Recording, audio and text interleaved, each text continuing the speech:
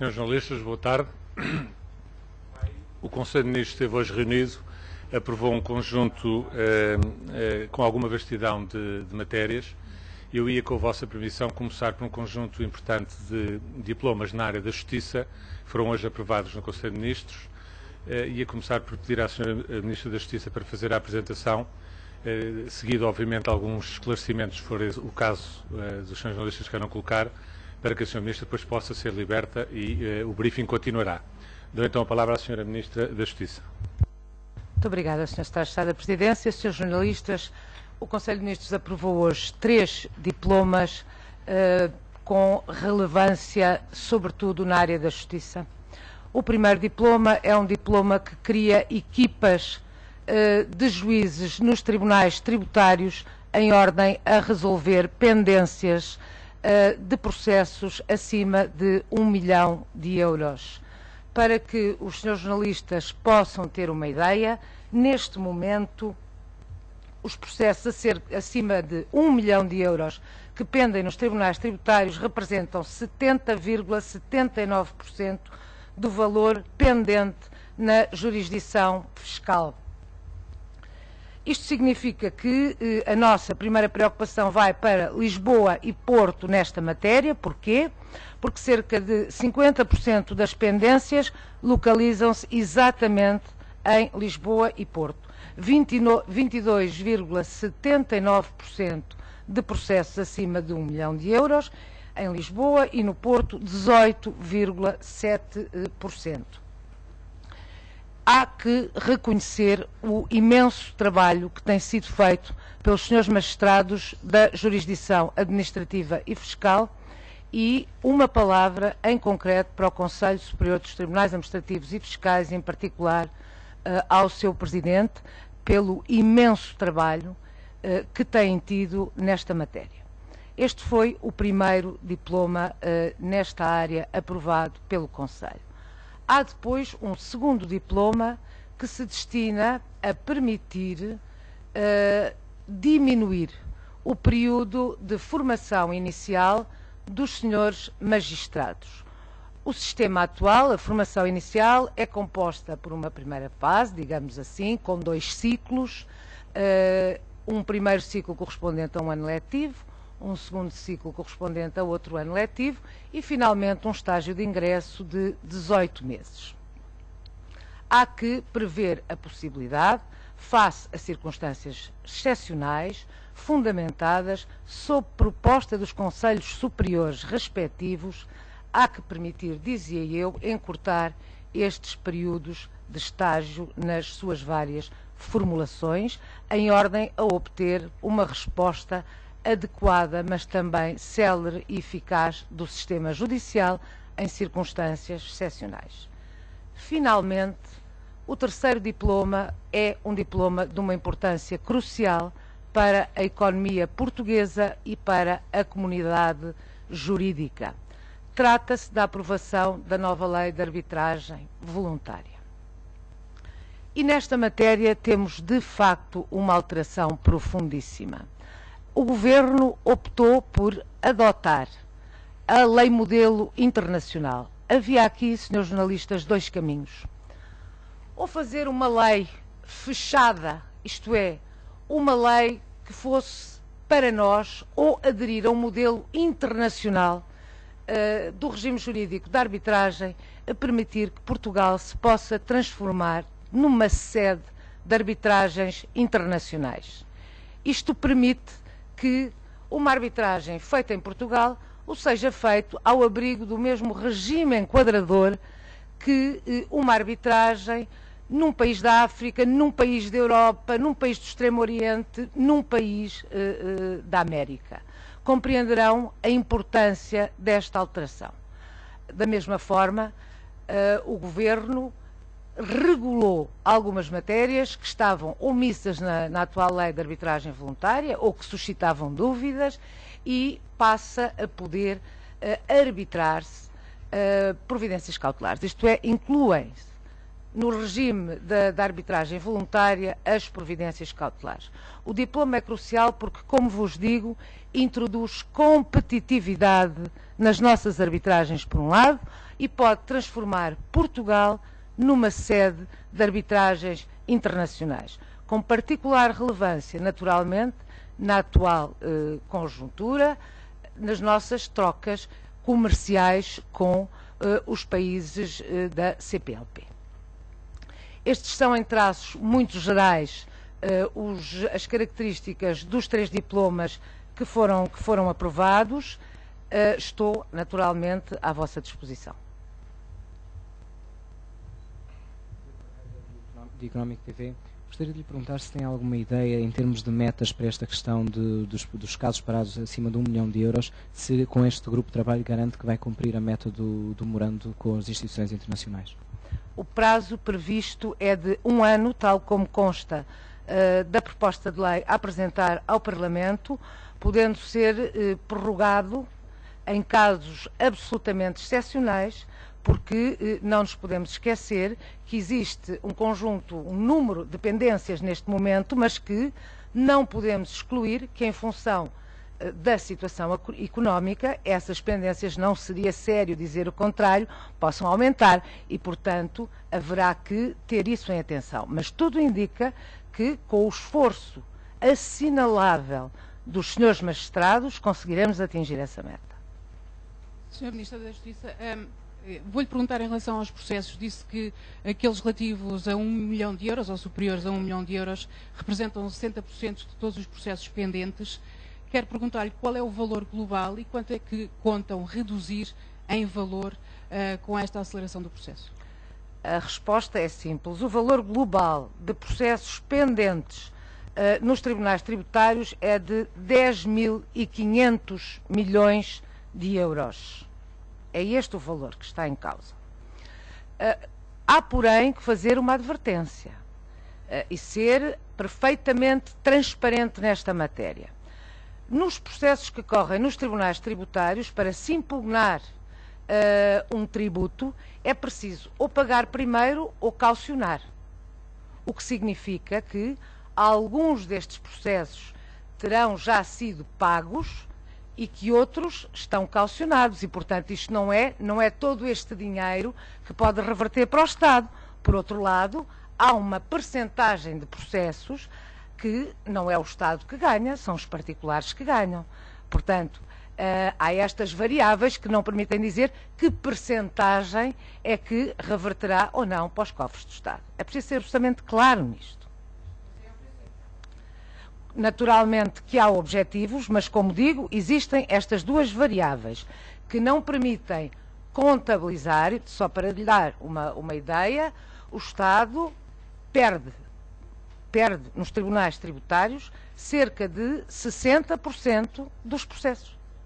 E, portanto, há também algo aqui a rever. Agora estamos a tratar das pendências.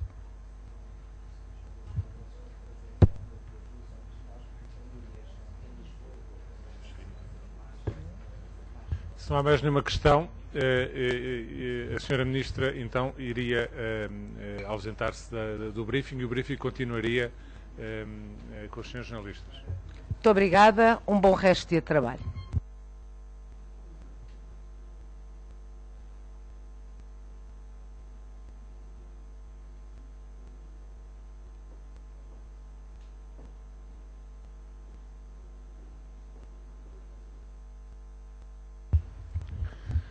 Vamos então continuar.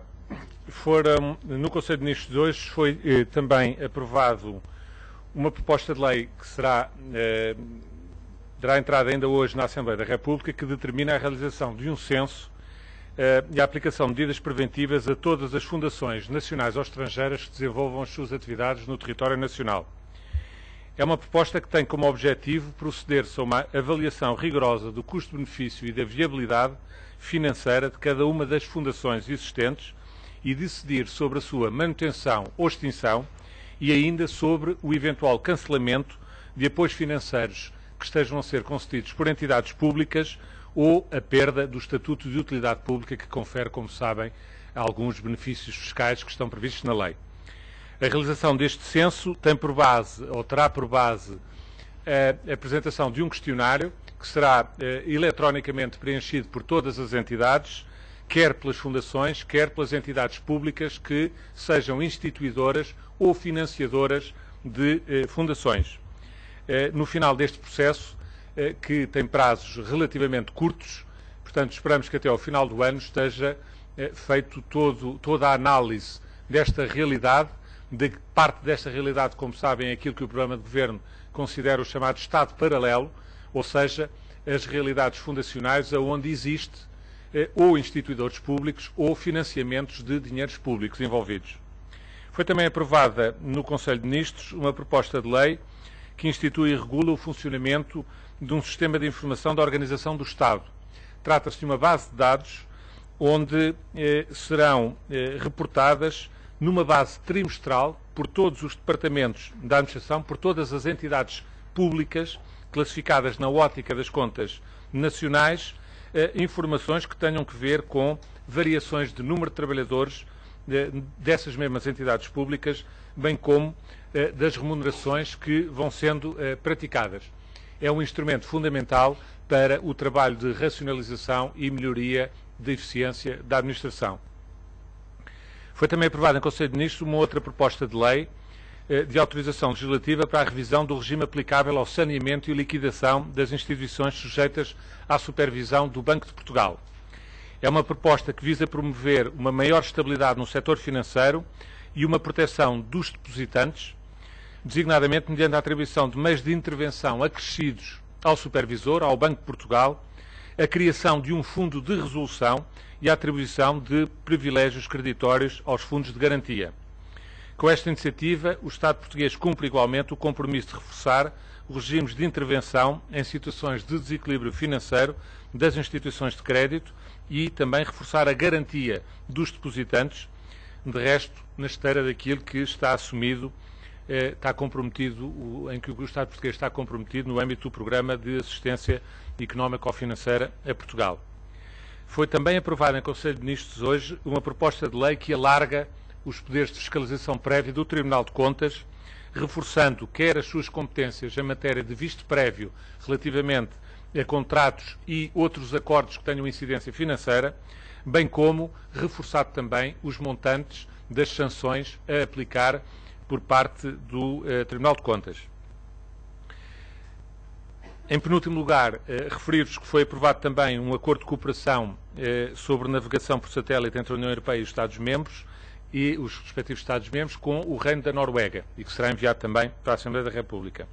Por último, o Conselho de Ministros analisou e aprovou hoje o relatório final de aplicação do Plano de Redução e Melhoria da Administração Central. O Governo, no comunicado do Conselho de Ministros, estava a referir-se que o Governo apresentaria isto amanhã, mas vamos fazer a apresentação hoje mesmo aqui e eu de imediato passo a palavra ao Sr. Secretário de Estado da Administração Pública, que vos começará por fazer a apresentação, ficando depois, obviamente, ao vosso dispor para quaisquer questões que queiram colocar, quer relativamente ao relatório que vos vai ser apresentado, quer relativamente às outras matérias do Conselho de Ministros que eu vos referi anteriormente. Muito obrigado, muito bom dia a todos. Proponho-me, de facto, fazer uma breve apresentação dos resultados do Plano de Redução e Melhoria da Administração Central do Estado. Foi-vos disponibilizado, julgo eu, já uma parte do relatório, uma parte substancial do relatório. Grande parte das informações que eu aqui irei passar e irei explicitar constam desse documento. Gostava de fazer apenas um breve enquadramento relativamente aos propósitos gerais deste plano. De facto, e esse enquadramento deve remeter-nos para o programa de governo. O Governo assumiu de forma muito clara, no seu programa de governo, a urgência de reduzir os custos de funcionamento do Estado e tornar o Estado mais eficiente, eliminando para esse efeito um conjunto de estruturas que se consideram sobrepostas e reorganizando o funcionamento das estruturas da Administração Central. Isto sem prejudicar, e o objetivo fundamental é esse também, passa por manter a qualidade do serviço público que é prestado pela Administração Central, como sabemos é um serviço público de grande relevância. Foi assumido que este plano deveria ser concretizado em 2011, deveria ser feito de forma rápida e eficiente e obter resultados concretos ainda este ano. Nesse sentido, o Governo aprovou no dia 20 de julho, portanto há menos de 2 meses, o PREMAC, aquilo que nós chamamos o Plano de Redução e Melhoria da Administração Central do Estado, incluindo no compromisso de eficiência do funcionamento do Estado. Este compromisso de eficiência engloba um conjunto de iniciativas que não se esgotam no PREMAC, nem nesta fase do PREMAC. De facto, um dos grandes objetivos que este plano tem, a ambição que ele tem, é ajustar o funcionamento do Estado às condições financeiras do país, ajustar a dimensão do Estado às capacidades de financiamento do próprio Estado.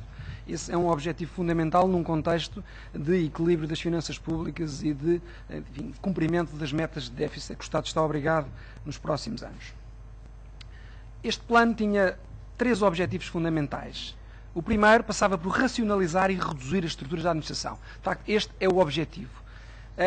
Esse objetivo consegue-se e concretiza-se também pela promoção de uma melhor utilização dos recursos humanos do Estado. De facto, o Estado é composto por pessoas e as pessoas é que asseguram o funcionamento das suas funções essenciais. E, nesse sentido, a gestão de recursos humanos no Estado é hoje uma tarefa complexa que exige, de facto, uma atenção prioritária e fundamental. Havia um objetivo concreto, que passava por reduzir em pelo menos 15% o total das estruturas orgânicas dependentes de cada Ministério e assegurar uma redução em consonância de 15%, de pelo menos 15% do número de cargos dirigentes, tanto de nível superior como de nível intermédio. Aliás, este objetivo de 15% não surge por acaso, de facto ele estava e está previsto nos memorandos assinados por Portugal no âmbito do Programa de Assistência Económica ou Financeira. E sobre esta matéria, importa dizer que o Governo foi para além dos objetivos definidos. Enfim, não fora politicamente incorreto dizê-lo, nós poderíamos aqui afirmar que o Governo foi para além dos objetivos da Troika. E, de facto, o que é que se conseguiu? Quais são os resultados concretos obtidos? De facto, há uma redução de 38% nas estruturas orgânicas da Administração Central. Este quadro resume, de forma geral, os resultados que obtivemos. Temos aqui as entidades discriminadas por Administração Central e dentro da Administração Direta, e dentro da Administração Direta temos os órgãos centrais, direções gerais, secretarias gerais, inspeções gerais, e depois temos a administração direta periférica, onde se inclui as direções regionais, os governos civis que existiam e outras entidades que desempenham funções enfim, enquadradas na administração central, mas numa lógica descentralizada periférica. Depois, dentro da administração indireta, temos os institutos públicos, temos um conjunto de órgãos consultivos e temos outros órgãos atípicos, as chamadas organizações atípicas. Ao nível da administração direta, conseguiu-se uma redução de 34%. De facto, em termos finais, há uma eliminação, há uma redução de 49 estruturas. Foram extintas 67 estruturas e, em consequência dessa extinção, na medida em que a extinção leva, em muitos casos, à necessidade de fazer fusões e reintegrações de alguns organismos noutros, portanto, levou, aqui apresenta-se um número de entidades criadas que ascende a 18. O resultado final é, portanto, uma redução líquida de 49 entidades. Em termos de institutos públicos, há uma redução inicial de 19 e depois há uma criação de 4 novos institutos públicos, o que dá um resultado líquido em termos de diminuição de institutos públicos, em termos de valor absoluto de 15, uma redução na ordem dos 20%. Há uma significativa redução e extinção de órgãos consultivos, um total de 61, em contrapartida à criação de 2 novos outros órgãos consultivos. Uma redução na ordem dos 48%. E, finalmente, ao nível dos outros organismos, há uma redução ainda mais significativa. Passamos de 19 organismos atípicos para apenas 5. É preciso aqui deixar a nota de que estes dados estão ainda num momento de concretização final, na medida em que hoje o Conselho de Ministros aprovou o relatório, mas há algumas alterações de pormenor que ainda vão ter que ser concretizadas, todavia não altera os grandes números que aqui são apresentados. E a informação que tenho é até que, em alguns casos, os ampliará. E, portanto, em termos finais, há uma redução de 137 organismos que resulta da extinção de 162 e com a consequente criação de 25, na medida em que estes 25 integram funções de alguns organismos que são extintos. Este quadro que aqui é apresentado de seguida faz uma apresentação, discrimina de forma sectorial as reduções e podemos verificar de facto que há ministérios que apresentam reduções muito significativas. O caso do Ministério da Agricultura, do Mar, do Ordenamento do Mar, do Ambiente e do Ordenamento do Território, o MAMAOT, que tem uma redução de 28 organismos. o Ministério da Economia e do Emprego com 24 organismos extintos, o Ministério da Economia, da Educação e da Ciência com 24, o próprio Ministério das Finanças com 11 organismos, a PCM também tem uma redução muito significativa, sobretudo concentrada na área da cultura. E, de facto, estes são os grandes números do ponto de vista de redução de estruturas macro, mas este número tem uma amplificação muito maior se considerarmos que a extinção de organismos macro leva à extinção de organismos micro, direções de serviço, divisões e todo um conjunto de organismos intermédios que compõem as direções gerais e outros organismos de estrutura macro. Dando aqui alguns exemplos, referiria a extinção das administrações regionais e hidrográficas, que serão integradas nas CCDRs, a fusão das 3 direções gerais dos impostos, que passarão a integrar uma única entidade, a fusão da Direção-Geral dos Serviços Prisionais com a Direção-Geral da Reinserção Social, a fusão da GERAP, que é a entidade pública empresarial do Ministério das Finanças, que desenvolve atividades no âmbito dos serviços partilhados, com a Agência Nacional de Compras Públicas e com o Instituto de Informática do Ministério das Finanças, serão as 3 fundidas num organismo novo a criar. Haverá, e é aqui explicitada a integração das Direções Regionais de Educação na Direção-Geral de Recursos Humanos da Educação. Temos também como exemplo a fusão da Direção-Geral do Arquivo com a Direção-Geral do Livro e das Bibliotecas, a integração do IGESPAR, do Instituto dos Museus e da Conservação e da Direção-Geral da Cultura Lisboa e Val do Tejo numa única Direção-Geral que se passará a designar a Direção-Geral do Património Cultural, a integração do Instituto da Água, da Agência Portuguesa do Ambiente e de 2 órgãos consultivos que darão origem à Agência Portuguesa para o Ambiente, para a Água e para a Ação Climática, que será uma Direção-Geral, sendo que os seus antecessores eram, em geral, institutos públicos, com exceção dos órgãos consultivos.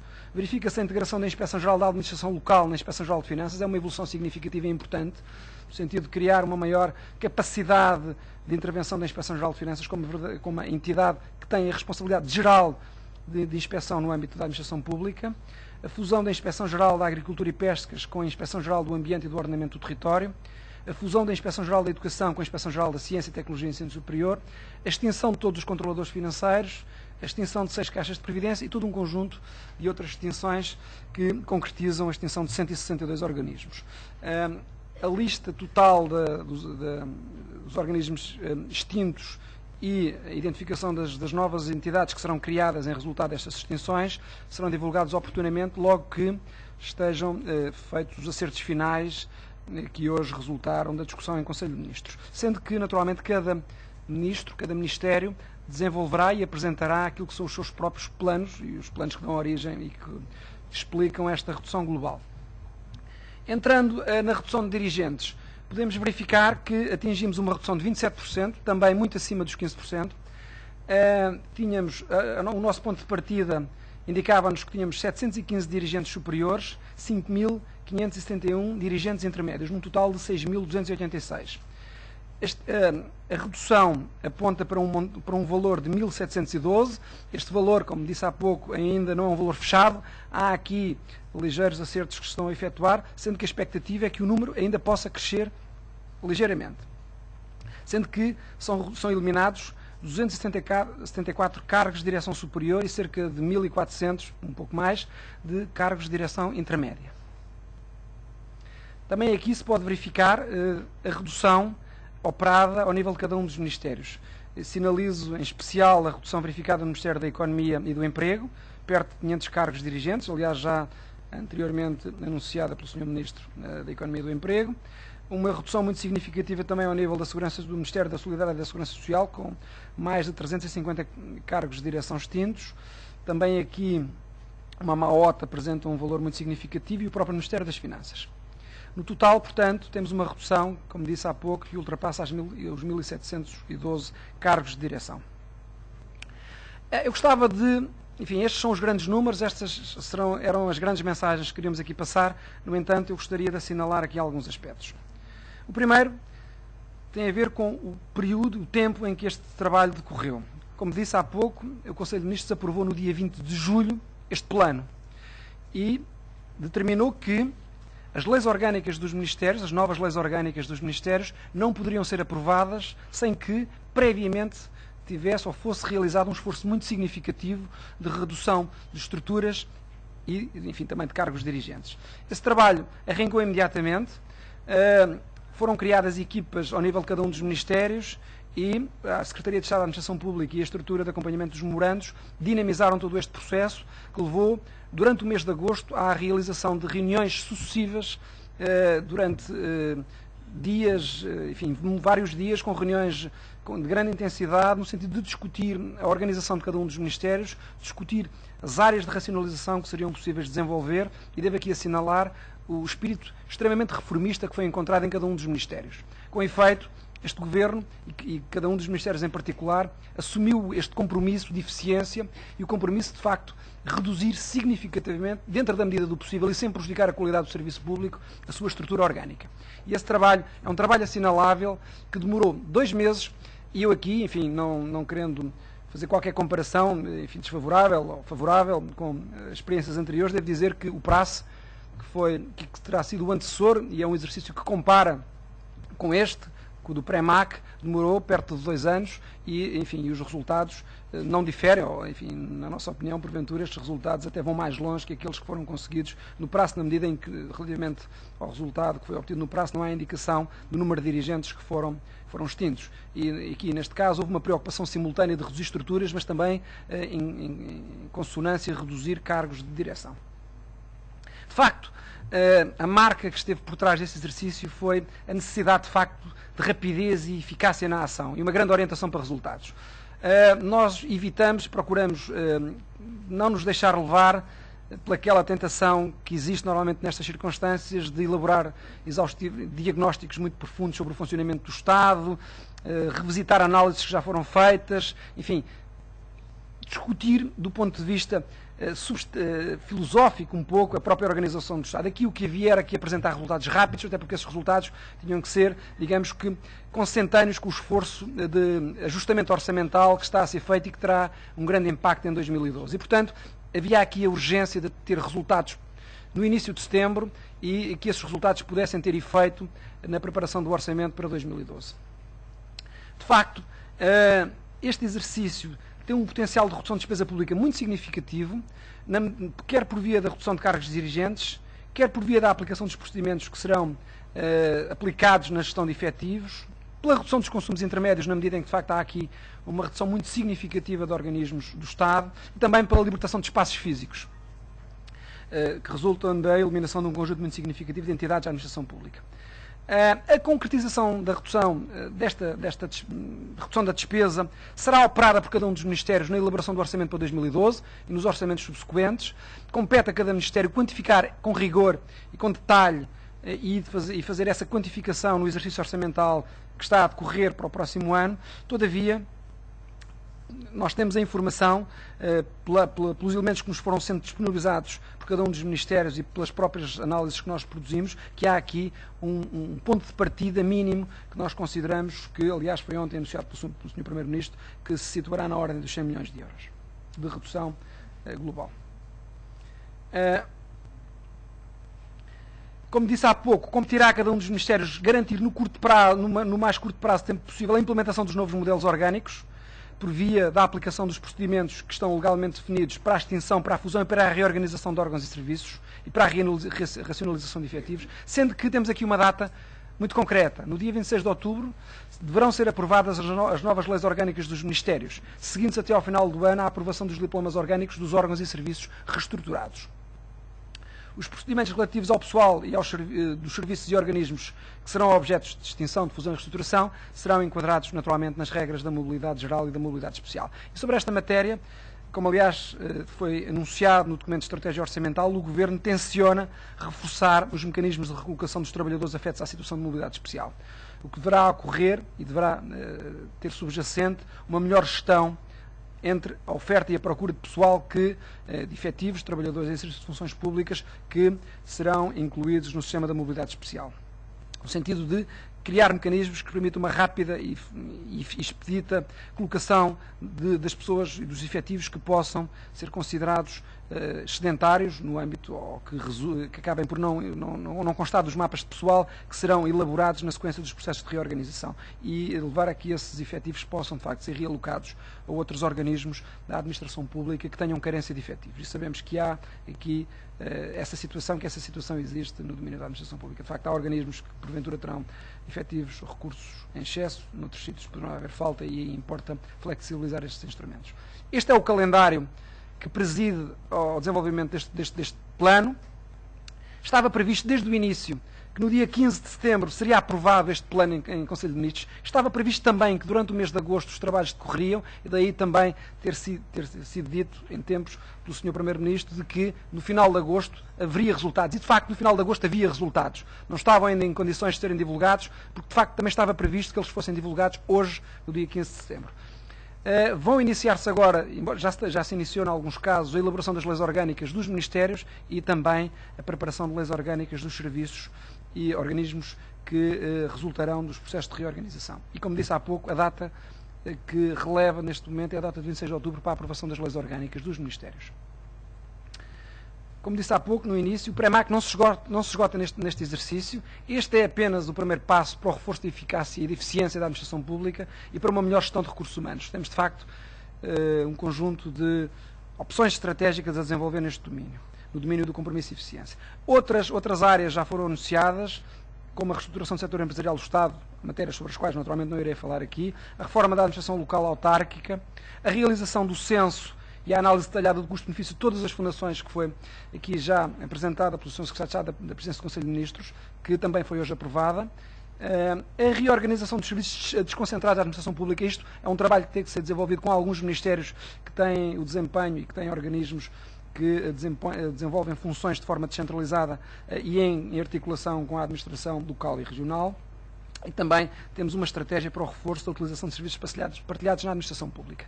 E, aliás, este processo de reorganização que hoje é aprovado também já tem consequências nesse domínio, com a integração da Agência Nacional de Compras Públicas, com a GERAP, com o Instituto de Informática e com outras iniciativas que estão também a ser previstas. De facto, queria terminar deixando esta mensagem clara de que a reforma da administração pública, se quisermos falar em reforma da administração pública, não se consubstancia numa alteração radical num único momento, mas num processo contínuo e progressivo que, de facto, permita que, no seu conjunto, sejam adotadas estruturas orgânicas, processos e práticas que permitam a captação dos benefícios resultantes das evoluções tecnológicas, organizativas e das melhores práticas de gestão que têm que ser incorporadas na atividade da administração pública. De facto, é importante que a administração pública utilize de forma melhor possível os seus recursos, no sentido de tornar mais eficiente a sua atuação, no sentido de maximizar a eficiência e rentabilizar o valor que gera para a sociedade. Este, de facto, é o objetivo que preside a nossa atuação e este é, de facto, o resultado do nosso primeiro trabalho, que tem algum impacto que gostaríamos de partilhar convosco. Sendo que gostaria de assinalar o facto deste trabalho ter sido desenvolvido num período de 2 meses e temos resultados concretos. Muito obrigado, Sr. Secretário de Estado. Ficamos então à vossa disposição para questões que queiram colocar. Podiam abrir as luzes para a gente poder ver-vos. Boa tarde, Pedro Benevides, da RTP. Eu queria saber se o Governo já tem números de trabalhadores que são afetados pela extinção dos lugares dirigentes e também pela extinção e fusão das entidades públicas. O Governo, o número que tem são dos cargos de direção que vão ser extintos, são estes. Relativamente às pessoas, ao número de trabalhadores da administração pública que serão, digamos que serão afetados ou que poderão vir a ser afetados pela reorganização dos serviços, isso só será possível determinar e será determinado por cada um dos ministérios quando se passar as fases que têm que ser percorridas até chegarmos a essa situação. A primeira fase é, como disse, a aprovação das leis orgânicas dos ministérios. A segunda fase é a aprovação das leis das orgânicas micro de cada um dos organismos e serviços que serão reestruturados e, nesse contexto, serão definidos novos mapas de pessoal para cada um dos organismos.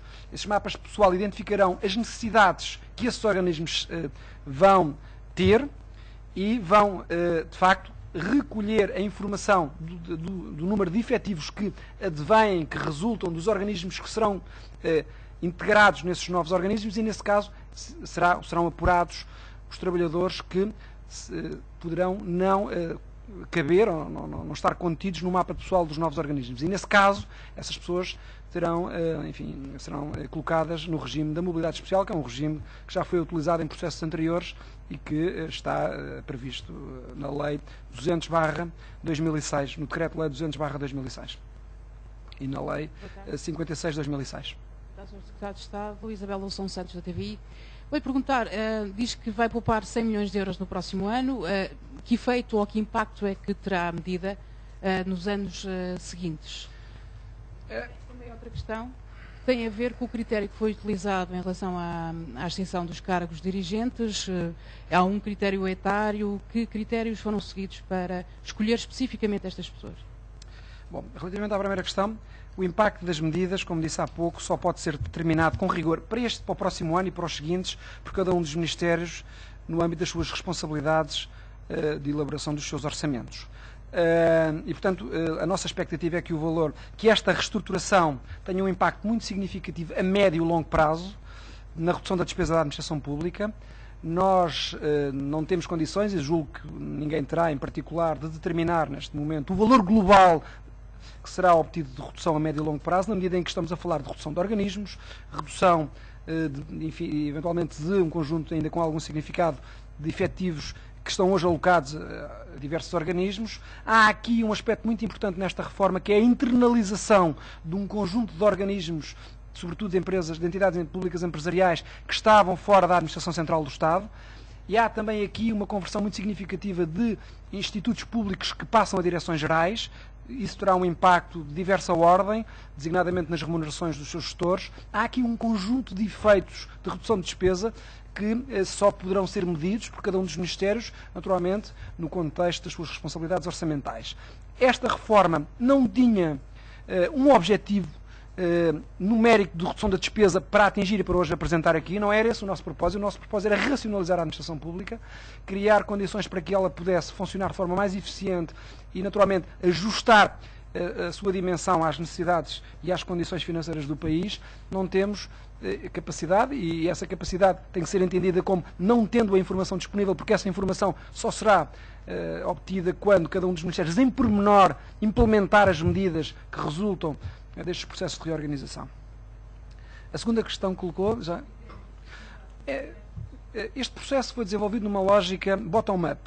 Ou seja, nós definimos os critérios de atuação neste processo de reestruturação, fomos facilitadores no processo e, digamos que criamos todas as condições operacionais para que cada um dos ministérios, em particular, pudesse desenvolver o exercício. Mas as escolhas dos dirigentes são feitas ao nível de cada um dos ministérios, não há critérios à partida definidos que determinem quais são os dirigentes, ou qual é, digamos que, a lógica de escolha de dirigentes que vai presidir esta redução. Naturalmente, isso resultará das opções que, relativamente a cada organismo, vierem a ser tomadas pelos responsáveis desses organismos, desde logo, em primeira instância, pelos responsáveis governamentais, mas num segundo momento, pelos responsáveis que vierem a ser indigitados para ficar com a responsabilidade de direção dos organismos que agora são, digamos que, reorganizados, reestruturados. Eu, se me permite, só explicitar um pouco melhor esta questão, porque acho que esta questão convém ser percebida por todos. Como disse o Sr. Secretário de Estado da Administração Pública, esta redução de mais de 1.700 cargos dirigentes não tem que ver com qualquer critério subjetivo relativamente a esses dirigentes. Este número de 1.700 apurados já de mais de 1.700 cargos dirigentes tem que ver exatamente com os cargos dirigentes que existem nas estruturas que vão deixar de existir. Isto independentemente das pessoas que lá estão ou das pessoas que vierem a estar nas novas entidades que vão manter-se na administração, cumprindo atribuições e competências que atualmente são exercidas por esta rede demasiado grande, no entender deste Governo, que existia na Administração Central. E por isso é que a estamos a reduzir.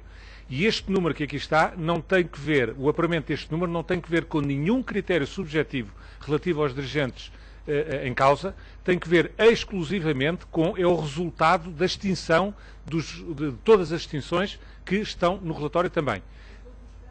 Em todos os casos, O que vai acontecer depois relativamente às novas estruturas, como sabe, o Governo já apresentou na Assembleia da República, está neste momento em discussão no Parlamento, um novo regime para nomeação dos cargos dirigentes. Os cargos dirigentes que estão a ser nomeados para a Administração Central por este Governo têm-no sido feito, na esmagadora maioria das suas situações, em regime de substituição, exatamente para permitir, como diz de resto a lei que já é pública, que está na Assembleia, a proposta de lei que está na Assembleia apresentada pelo Governo, para permitir, durante este, digamos, período transitório, até que as novas regras de seleção, recrutamento e seleção de cargos dirigentes estejam em vigor e todas as nomeações passem a ser feitas à luz das novas regras que, como sabe, deixam de ser por escolha política e passam a ser por concurso e recrutamento técnico junto enfim, dos candidatos.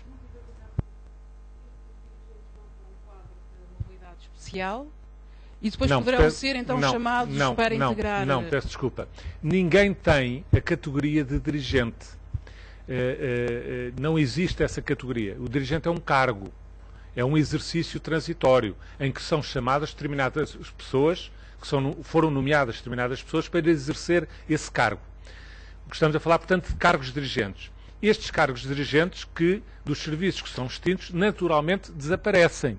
E, portanto, essas pessoas, das duas uma, se são pessoas sem vínculo à função pública, pura e simplesmente voltam para a sua vida privada. Se são pessoas com vínculo à função pública, mantêm-se de acordo com as regras da lei, mantêm-se dentro da função pública e depois ou serão integradas de acordo com as suas categorias profissionais e não em cargos dirigentes. Serão integradas nos ministérios a que pertencem ou passarão, como disse o Sr. Secretário de Estado, de acordo com as novas leis orgânicas e com a reestruturação que vai ser feita até ao final do ano de todos estes serviços em concretização do que foi aqui apresentado, poderão passar, eventualmente, alguns deles para a mobilidade especial. Agora, não tem que ver, como me referi, não se pode saber quantos. Eu percebo a vossa curiosidade, mas percebam, quer dizer, seria completamente ilusório, uma fantasia, o Governo estar aqui a dizer o que é que vai acontecer em pormenor. Quer dizer, isto é um trabalho que tem que ser feito de uma forma séria, fundamentada. Foi o que tentámos fazer, como disse o Sr. Secretário de Estado, e temos vindo a fazer ao longo dos quase 2 meses em que foi lançado o programa. As fases seguintes do programa são agora a elaboração das leis orgânicas que concretizam todas estas extinções, ou seja, as leis orgânicas que vão ser aprovadas no mês de outubro. Lá ficarão traduzidas em concreto todo o desaparecimento de serviços que hoje aqui vos apresentámos em termos globais. Cada lei orgânica vai concretizar isto mesmo. De acordo com a lei, assim que as leis orgânicas estiverem aprovadas, as novas estruturas que decorrem das leis orgânicas, ao pressuporem uma série de extinções e, em alguns casos, fusões com a criação de novos departamentos que substituem alguns dos que foram extintos, existe uma legislação própria para esses processos de extinção e só no cumprimento dessa legislação dos processos de extinção é que começarão a ser, digamos, discriminadas, a resposta à sua pergunta começará a ser discriminada, ou seja, começarão a ser identificadas os novos quadros de pessoal e as pessoas que são afetas a esse quadro pessoal. E isso é uma seleção que está toda ela prevista na lei. Não é, nem vai ser nunca, já agora aproveito para explicar isso, agradecendo a sua pergunta, não vai ser nunca por um critério discricionário ou arbitrário ou sequer político da parte do Governo. Não, é um mecanismo que está previsto na lei e o Governo não está a mexer nessa lei atualmente. É a lei que foi referida pelo Sr. Secretário de Estado, uma lei que já tem 5 anos e que será aplicada também a estes processos. Portanto, não há nenhuma direção nem nenhum critério subjetivo relativamente a isto. Eu gostava que isso ficasse claro para não haver qualquer mal-entendido relativamente a essa matéria. Diogo Carreira, Económico TV. Sobre a questão da parte da banca, aqui que fala-se da criação de um fundo de resolução. Que fundo é este? Quem é que o financia e como é que ele vai funcionar? Outra questão também a ver com a banca, e já que estamos a falar de proteção dos depositantes, o governo inglês, por exemplo, deverá avançar agora com uma norma que faz com que os depositantes fiquem protegidos, os bancos tenham que dividir a parte comercial dos depositantes e a parte de investimentos de risco. Como é que o governo português vê esta medida? E uma última questão, confirma que o plano de ajuda à Madeira possa ser 5 mil milhões de euros? Ou tem alguma ideia do valor? Olha, começando já para essa última parte, porque é mais fácil de responder. Esse assunto não foi um assunto abordado hoje no Conselho de Ministros e, portanto, dentro da sua compreensão, não tenho nenhuma indicação para lhe dar relativamente a essa matéria. Em relação às duas questões que colocou sobre o diploma hoje aprovado em Conselho de Ministros, em primeiro lugar, deixar-lhe claro que o diploma que hoje foi aprovado e que hoje mesmo entrará na Assembleia da República, portanto, presumo que durante a tarde os senhores jornalistas poderão, ter acesso ao próprio texto, uma vez que ele vai ser entregue hoje na Assembleia da República, é um diploma que está de acordo com aquilo que são os trabalhos o regime quadro para a gestão das situações de crise no setor financeiro a nível da União Europeia. Portanto, quando citou a legislação inglesa, e bem, ou, digamos, as medidas que estão a ser adotadas na supervisão em Inglaterra, essas medidas também estão dentro deste framework que está a ser trabalhado pela União Europeia, como sabe, foi já aprovadas as regras gerais, tinham sido já aprovadas em março deste ano.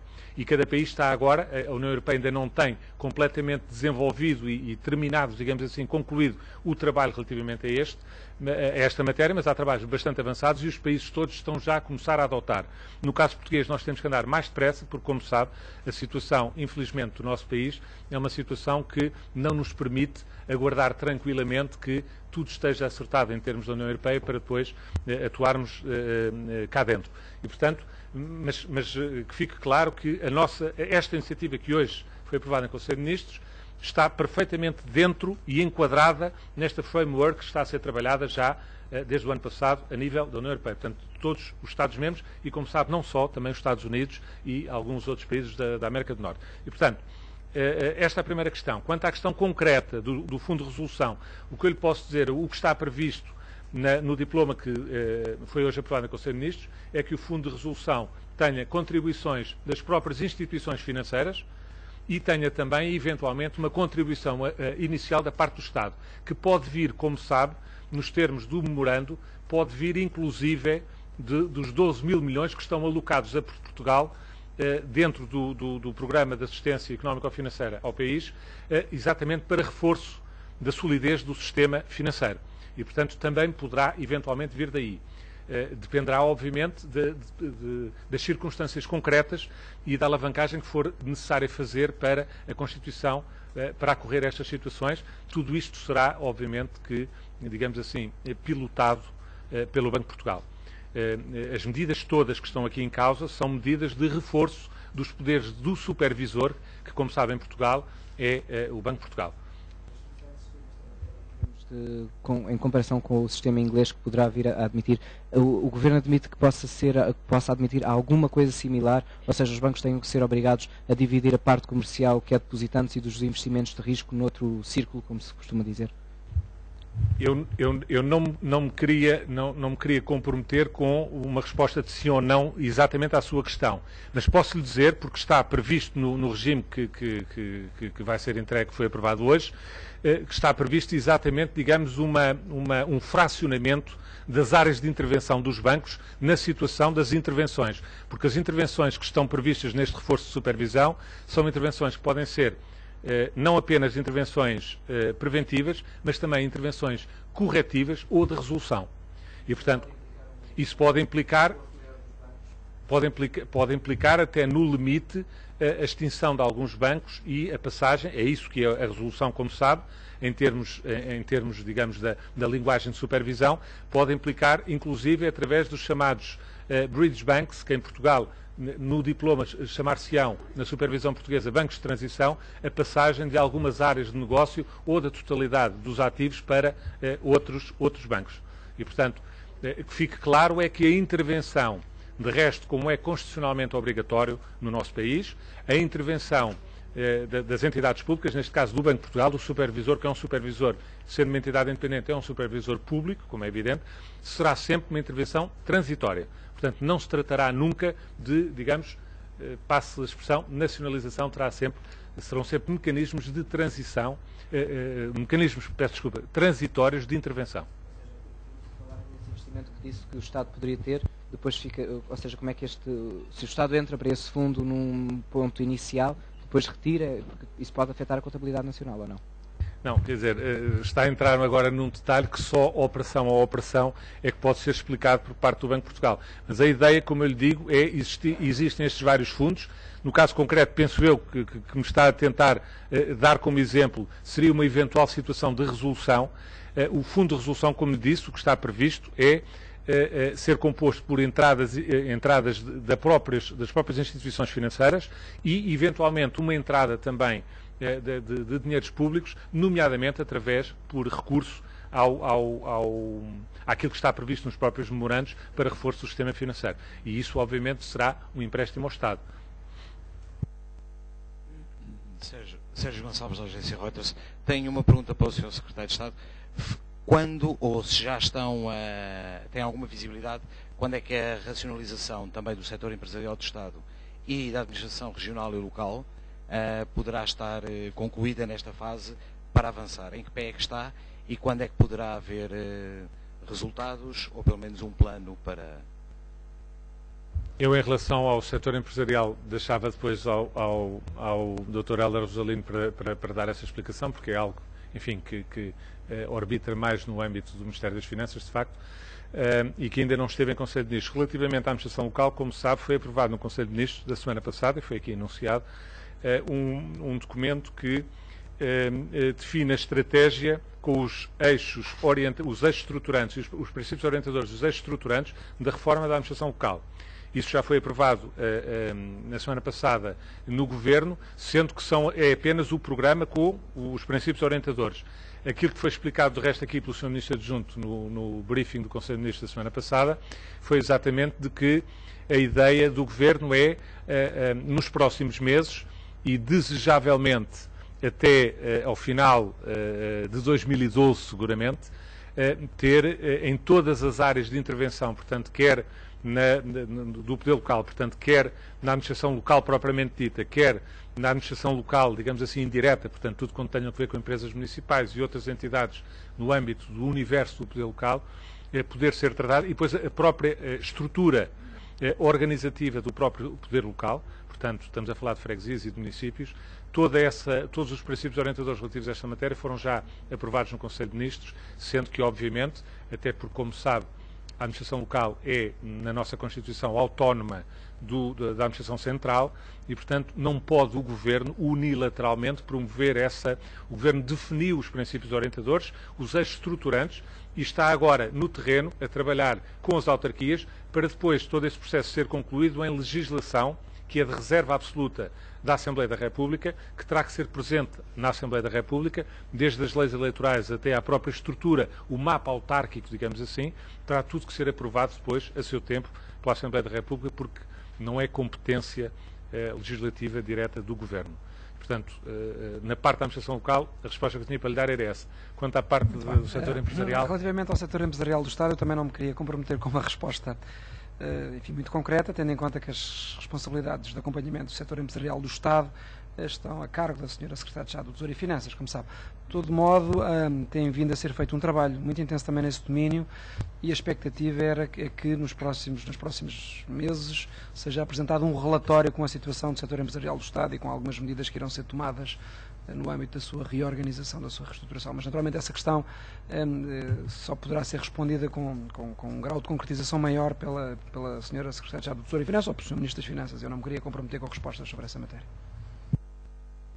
Acrescento só que, de facto, o assunto não foi hoje abordado em Conselho de Ministros, portanto, mas, de qualquer maneira, fica dada a explicação. Bom dia, Catarina Pereira, do Jornal de Negócios. Gostava de fazer 3 perguntas. A primeira é se o Governo está em condições de garantir que, no final de todo este processo, não há funcionários ou trabalhadores que não tenham vínculo público que passam para o desemprego na sequência desta reestruturação. A segunda questão é sobre a mobilidade especial. É natural que grande parte dos trabalhadores com vínculo público portanto, entrem no quadro de destinatários da mobilidade especial, mas atualmente a lei que referiu garante aos funcionários, salvo erro, 100% do salário nos primeiros 60 dias e 5/6 do salário nos 10 meses seguintes. Portanto, pode ser considerado um sistema generoso, tendo em conta a urgência de redução da despesa. Eu gostava de saber se vão manter exatamente estas condições. A minha última pergunta é, dos 100 milhões de euros que referiu como poupança prevista para 2012, quanto é que corresponde a redução nas despesas com pessoal resultante deste processo? Relativamente à primeira questão, que tem a ver com julgo que percebi, de que funcionários com vínculo à administração pública, perguntava-me se havia a garantia de que, sem vínculo. Bom, naturalmente, os funcionários que hoje não têm vínculo à administração pública, por extinção dos seus postos de trabalho, enfim, o mais é expectável que, naturalmente, esse vínculo seja extinto, na medida em que não há um vínculo à função pública. Isso acontecerá sobretudo nas entidades públicas empresariais e, portanto, nesse caso, é a lei, enfim, do mercado natural, do mercado de trabalho a funcionar. Relativamente aos empregados, aos funcionários públicos que têm vínculo à administração pública, as regras que se aplicarão serão as da mobilidade especial e, portanto, sobre essa matéria não há nenhuma novidade. Relativamente à questão que colocou sobre a alteração dos regimes de pagamento na mobilidade especial, sobre essa matéria eu não me posso pronunciar agora, apenas posso dizer que o Governo está a estudar essa situação e que ela será objeto de colocação às organizações sindicais com quem nós temos que trabalhar neste domínio em primeira mão, sendo que o momento para a sua apresentação será também na Lei do Orçamento de Estado para 2012. E, portanto, não queria antecipar aqui nada, nem confirmar nem desmentir nenhuma alteração relativamente a esta matéria da mobilidade especial. A terceira questão qual era? Nos 100 milhões. Qual é que é a poupança em despesas com pessoal? Como lhe disse, os 100 milhões é um ponto de partida e que resulta de um conjunto de informação que nós recolhemos, que nos foi enviada pelos Ministérios quando da sua atuação no âmbito da preparação das suas reorganizações internas. Houve um conjunto de Ministérios que fizeram um conjunto de estimativas de redução de despesa, e essas estimativas envolvem, naturalmente, redução de custos com pessoal, envolvem redução de consumos intermédios, envolvem redução de utilização de espaços físicos e de pagamento, por exemplo, de rendas, e envolvem também, naturalmente, uma previsão daquilo que será, enfim, e dentro dos custos com pessoal, a diferença entre redução de cargos dirigentes e também eventuais redução de efetivos que, em alguns organismos em concreto, poderão ficar em situação de sedentários, enfim, em situação de passar para a mobilidade especial. Sobre esta matéria, nós não temos uma quantificação e não queremos avançar com essa quantificação, porque ela, de facto, uma quantificação exata na vertente de custos com pessoal, e eu diria que a esmagadora maioria deste montante é, naturalmente, na área dos custos com pessoal, sendo que esses valores só poderão ser determinados com rigor e a sua responsabilidade cabe a cada um dos Ministérios no âmbito do exercício de preparação do Orçamento para 2012. Ana Paula Correia, do Jornal Notícias. Ainda a propósito da pergunta da minha colega, queria saber se era possível quantificar quantos são os trabalhadores que não têm vínculo à administração pública, desse universo. Além disso, o Sr. Secretário de Estado falou há bocado dos imóveis que ficarão desocupados. Queria saber qual é que é o destino que está previsto dar-lhes. E ainda uma outra questão, relaciona-se, queria saber se o Governo tenciona abrir um processo de início de rescisões amigáveis de contrato na administração pública. Bom, relativamente ao número de funcionários, de empregados que não têm vínculo à administração pública, esses dados são divulgados com alguma periodicidade no âmbito do boletim, do BOEP, do boletim que divulga dados sobre o emprego público. Os últimos dados que foram divulgados apontava para a existência de, enfim, estamos a reportar-nos aos dados do final de 2012, no final de 2010, peço desculpa, vão sair durante a próxima semana os dados do primeiro semestre, relativamente ao emprego público, e eu não queria aqui referir os dados do primeiro semestre deste ano e reportava-me aos dados do ano de 2010, sendo que havia cerca de 512 mil funcionários públicos afetos à administração central e na ordem dos 50 mil funcionários afetos a entidades públicas empresariais, sendo que no âmbito das entidades públicas empresariais há um conjunto ainda com algum significado de funcionários que têm vínculo ao Estado. Todavia, como aliás foi aqui enunciado pelo Sr. Secretário de Estado da PCM, foi hoje aprovado em Conselho de Ministros um projeto de lei que cria o Sistema de Informação e de Organização do Estado, que entrará em vigor no início do ano que vem e que nos vai permitir ter um conjunto de informação que hoje não existe, que permita caracterizar o universo do Estado, quer do ponto de vista de vínculos públicos, de vínculos de trabalho, quer também de detalhe de informação ao nível da caracterização desses funcionários e também da própria organização micro do Estado. De facto, o Estado tem esta lacuna neste momento, não tem um sistema de informação que permita, com rigor, responder de forma rápida e, enfim, tanto quanto com a informação que gostaríamos de ter a cada momento sobre de composição dos funcionários públicos. Por isso mesmo, hoje foi aprovado em Conselho de Ministros, por proposta deste Governo, o sistema de informação e de organização do Estado, e vão ter a oportunidade depois de verificar na lei, no projeto de lei, que há um conjunto de informação que passará a ser de reporte obrigatório de forma trimestral, por todos os organismos da administração pública, todos aqueles que estão no perímetro das contas públicas nacionais. E, portanto, essa informação, de facto, que existe, é aquela que eu lhe dei há pouco, não é a informação que permita responder com o rigor que eu gostaria de poder, neste momento, dispor, para lhe responder em concreto a essas questões. Relativamente às rescisões de contrato, o facto é que as rescisões por mútuo acordo já estão previstas na lei, não estão regulamentadas. A posição do Governo sobre esta matéria é muito clara. O Governo precisa de perceber qual é o resultado deste exercício de reestruturação do ponto de vista da colocação de funcionários do Estado em situação, porventura, de excesso, no âmbito do regime da mobilidade especial, para depois, naturalmente, refletir sobre os instrumentos que terá que utilizar ou que poderá vir a utilizar em matéria de redução e concretização da redução de efetivos. Sendo que nós temos um compromisso de redução de efetivos de 2% ao ano, e a expectativa que temos é que, pelas reformas que vão ocorrendo e pelo congelamento das admissões, esse valor será atingido. E é por aí que devemos atingir. Mas não excluímos qualquer solução, mas também não temos, a priori, nenhuma solução neste momento perspectivada, sem que seja claro o resultado deste exercício do ponto de vista da realocação de efetivos aos diversos organismos que serão reestruturados. Relativamente aos imóveis, é uma matéria, e ao destinatário aos imóveis, é uma matéria, naturalmente, para a qual eu não tenho resposta, porque, naturalmente, isso serão os ministérios, cada um deles em particular, enfim, a fazer essa gestão e a determinar o destino que se justifique caso a caso. Tenciona regulamentar a lei das rescisões amigáveis? O Governo não põe de parte nenhuma hipótese, mas também, neste momento, não tem em cima da mesa, no imediato,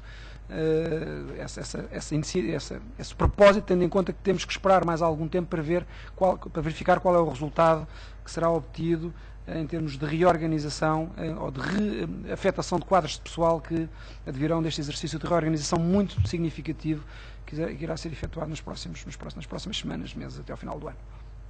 Só para precisar, quanto à última questão, falou num universo de 50 mil funcionários. Quantos serão, então, afetados por este plano de redução e melhoria da Administração Central? Não, o que eu disse é que na Administração Central, nos órgãos da Administração Central, existem cerca de 500 mil funcionários públicos. Esses dados são públicos, podem ser consultados, estamos a falar com um vínculo, portanto, a Administração...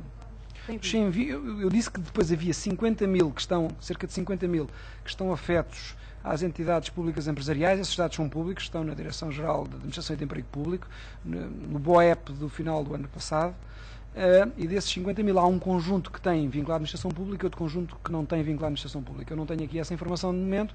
Essa informação, aliás, é uma informação que hoje não nos permite ter uma verdadeira aferição do número de funcionários que estão nas entidades públicas empresariais, que essa falta de informação, essa ausência de informação será suprida com a implementação deste novo sistema que obrigará a todas as entidades que estão no perímetro das contas nacionais a reportar os seus quadros de efetivos, com isso em vínculo à administração pública.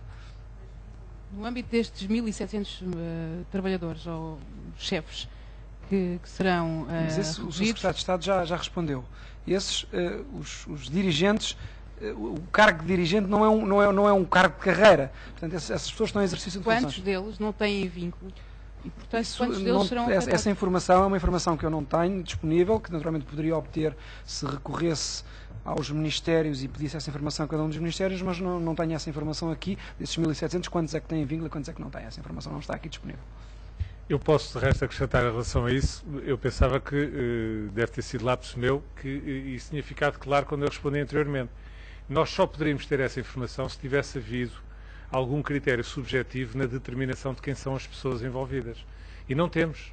E, portanto, trata-se apenas agora de ir ver Ministério a Ministério, nas entidades a serem extintas, por força desta reestruturação, quem são as pessoas individualmente consideradas que estão a exercer cargos dirigentes e se essas pessoas, pessoalmente, têm ou não têm vínculo à administração.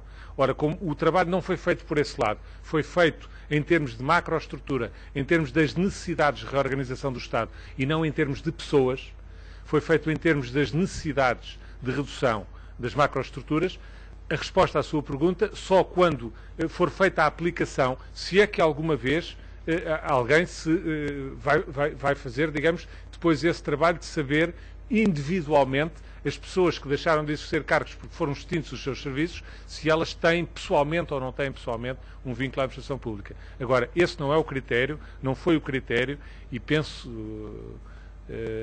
devo acrescentar que pessoalmente, que acho que esse seria sempre o critério errado. Esse seria sempre o critério errado. Sim, eu gostava de reformular a minha pergunta, porque me parece que esta é de facto uma questão central. Se efetivamente há uma perspectiva de mais ou menos de quanto é que se vai poupar em despesas com pessoal, tem que haver uma perspectiva, ainda que não seja uma perspectiva muito exata, mas tem que haver uma noção de qual é que vai ser a redução do emprego público, porque se o objetivo é reduzir o peso do Estado, penso que esta será uma das questões fundamentais a decidir. O Governo não pode mesmo dar nenhuma ideia de qual é que vai ser a redução do número de pessoas que trabalham para o Estado? Enfim, eu infelizmente não consigo satisfazer a sua curiosidade sobre esta matéria, porque de facto, como aliás já disse, eu julgo que teria que ficar claro sobre essa matéria, de que nós estamos a percorrer e a concluir aquela que são as etapas iniciais deste processo. A etapa inicial foi a aprovação deste plano, a definição clara dos objetivos do plano.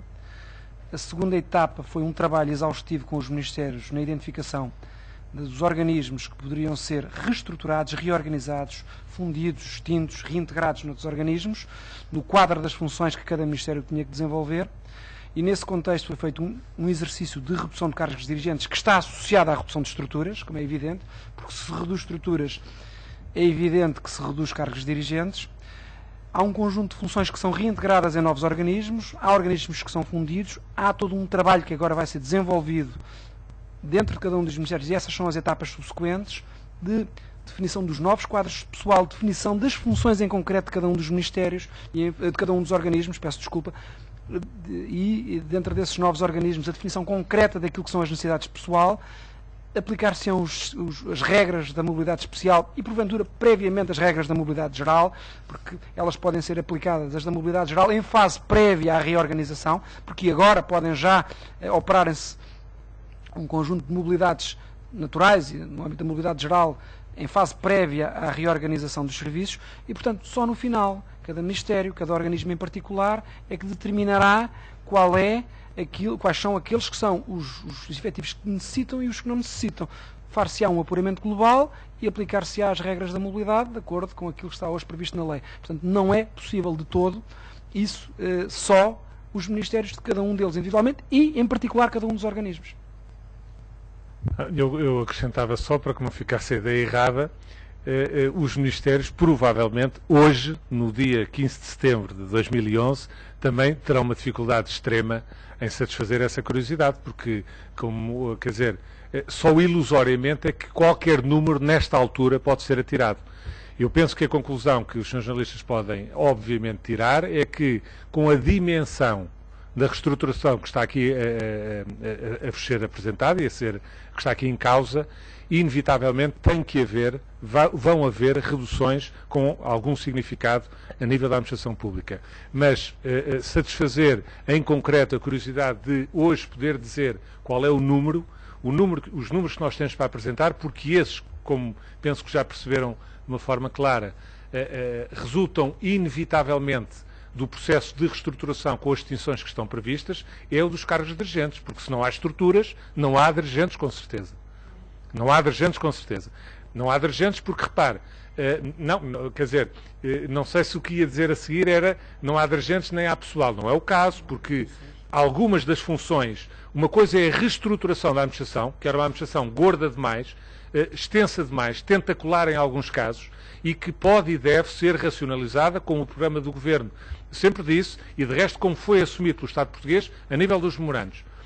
Coisa diferente é que todas as atribuições que são atualmente prosseguidas por muitos dos serviços e organismos que atualmente que atualmente não, que hoje vos estão a ser aqui apresentados como extinções que vão ser operadas nas orgânicas, não venham a continuar a ser perseguidas pelo Estado, só que de uma outra maneira, de uma forma mais racional, menos, digamos assim, menos tentacular, mais concentrada, o Estado também a dar exemplo na sua organização estrutural de uma contenção que hoje em dia penso que todos já percebemos que é uma contenção que tem que ser apanágio não apenas das pessoas, das famílias, de todos os portugueses, infelizmente, mas também, em primeiro lugar, o exemplo que o Estado tem que dar nesta matéria.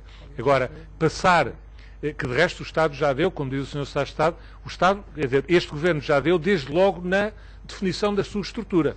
Mas também não foi, como sabe, pelo facto deste Governo ter 11 e não 18 ministros, que este Governo deixou de ser o Governo para todo o país. São coisas diferentes, portanto.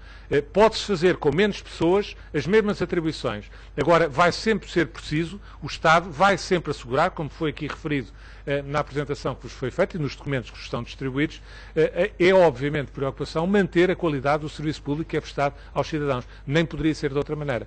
O apuramento, o saldo final de tudo isto, hoje, a etapa de hoje, é apresentar-vos, em termos de estruturas, e, inevitavelmente, em consequência dessas estruturas, todas as chefias, todos os cargos dirigentes que estão associados às estruturas que desaparecem. Porque não há dirigentes sem estruturas. Relativamente ao pessoal e às atribuições, haverá passos seguintes. Em primeiro lugar, desde já, em outubro, a aprovação das leis orgânicas, que definirão com algum pormenor as atribuições e competências que em cada departamento governamental continuarão a ser prosseguidas e quais as estruturas que vão realizar essas atribuições e competências. Ao mesmo tempo, será desenvolvido, de acordo com a legislação existente sobre a extinção e fusão de organismos públicos, os mecanismos de extinção desses mesmos organismos, aonde começarão a ser definidos os novos quadros de pessoal e, de acordo com esses novos quadros de pessoal, a perceber-se quais são os excedentes relativamente à nova estrutura que vai ser posta no terreno. A partir daí, aplicar-se-ão também a legislação relativa à mobilidade, que, como penso que foi até a senhora jornalista para quem eu agora estou a dar esta resposta, que demonstrou ainda há pouco que conhece bem essa legislação, que prevê também ela várias etapas, uma primeira etapa de 2 meses, depois uma segunda etapa de mais 10 meses, até uma solução final. E, portanto, há uma série de etapas aqui e eu diria que responder seriamente a essa questão muito concreta que está a colocar, só mais para a frente neste processo, não diria que no último momento destas etapas todas, mas só mais para a frente é que as coisas começarão a ser bastante mais claras à medida que estas medidas forem legalmente implementadas e forem colocadas no terreno.